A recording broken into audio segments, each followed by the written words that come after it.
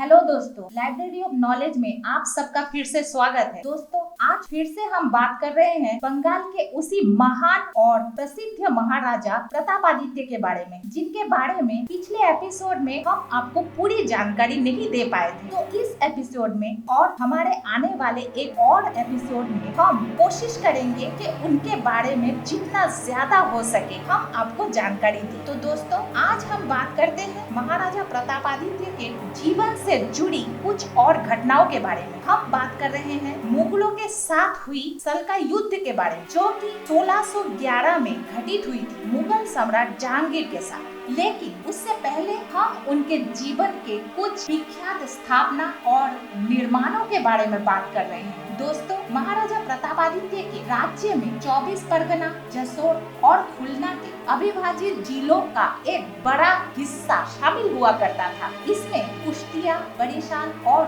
भोला के वर्तमान जिले भी शामिल हुआ करते थे। प्रतापादित्य के राजधानी का नाम धूमघाट हुआ करता था, जो यमुना और इछामती के संगम पर अवस्थित था। दोस्तों, अब बात करते हैं महाराजा प्रतापादित्य की सुसज्जित नौसेना के बारे में। महाराजा प्रतापादित्य ने पुर्तगाली और अराकानी समुद्री डाकुओं से अपनी राज्य की सुरक्षा के लिए बंगाल की खाड़ी के तट पर विशेष नौसेना तैनात करवाए थे और अपनी सेना के लिए विशेष जहाजों का निर्माण करवाया था। और ये युद्ध जहाज आमतौर पे लकड़ी के बने हुए होते थे और इन जहाजों को बनवाने के लिए लकड़ियां अधिकतम सुंदरबन से मंगवाया जाता था। इनमें से कुछ जहाजों में 64 से भी अधिक कोर्स थे और उनमें से ज्यादातर तोपखाने थे। इन बेड़ों में जहाजों के कई वर्ग हुआ करते थे, जैसे अर्था, पियारा, महलगिरी, खुरा, पाल, माचोआ, पसा, टिंगी, काछड़ी, पालम, पलबार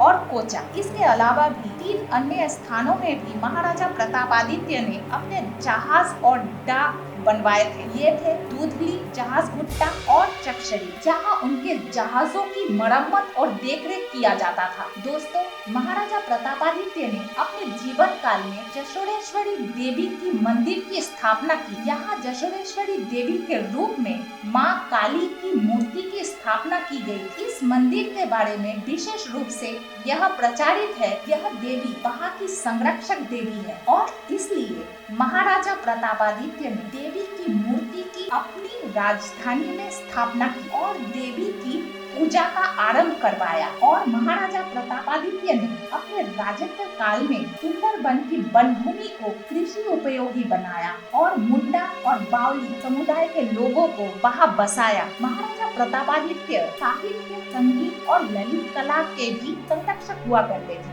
उन्होंने अपने दरबार में कई कलाकारों, कवियों और सीखा पुरुषों को संरक्षण दिया था। दोस्तों, अब हम वापस सल्का युद्ध के बारे में बात कर रहे हैं और इस युद्ध में प्रतापादित्य के बड़े बेटे उदयादित्य की एक बहुत बड़ी भूमिका रही है। इस लड़ाई में मुगलों की एक बड़ी टुकड़ी, जिसमें 1000 घुड़सवार, 5000 अन्य सेनाएं और बहुत सारे अनुभवी अधिकारी जैसे मिर्जा मक्की, इफ्तिखार खान, मिर्जा सैफुद्दीन, शेख इस्माइल फतपुरी, शाह बेग खाकसार और लक्ष्मी राजपूत और एक बेरा भी शामिल थे। मूसा खान और बहादुर गाजी जैसे नए जागीरदारों की युद्ध नौकाओं के अलावा 300 पुरुषों को भी युद्ध के लिए चयन किया गया था। मुगल सेनाएं इस्माइल खान के भाई गियास खान या इनायत खान के अधीन थी और बेरा और तोपखाने इत्तिमाम खान के बेटे मिर्जा नाथन के अधीन थी। एक और सेना दल ठीक उसी समय प्रतापादित्य के दामाद और